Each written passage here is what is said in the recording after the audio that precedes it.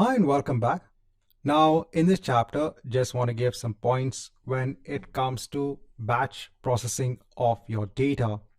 So you might have data that is being transferred onto different data stores. So you might have data, let's say in the blob service in an Azure storage account, or you might have data in Azure Data Lake storage, or you might have data in an Azure SQL database.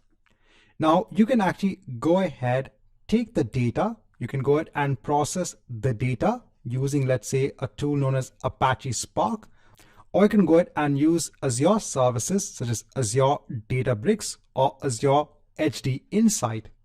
You can go ahead and process this data and, let's say, store the data in an analytical data store such as an Azure Data Warehouse. And then you can actually go ahead and use your own visualization tools to go ahead and visualize or perform analytics on the data in the Azure SQL Data Warehouse.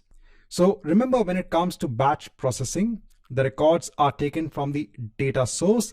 Those records are processed as a batch and then sent on to the data store. Now, when it comes to batch processing, so this is not done immediately, remember. This is different from stream processing.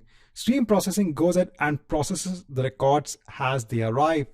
But when it comes to batch processing, you go ahead and perform it at a particular interval during the day or at a particular point.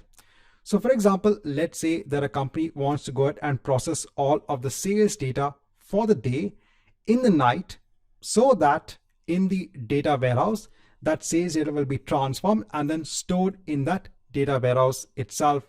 It can go ahead and make use of batch processing for this particular requirement. So instead of actually directly streaming all of the data, let's say from your Azure SQL database, onto your SQL data warehouse, which might actually put a strain on the Azure SQL database at a particular point in the day when the load on the database is less, you can go ahead and use a batch processing tool to go ahead and take the data and transfer it onto an Azure SQL data warehouse. You can actually go ahead and make use of tools such as Azure Data Factory to orchestrate the entire process of actually taking the data, transforming the data, and then storing the data onto an analytical data store. Right, so in this chapter, just want to give points when it comes to batch processing.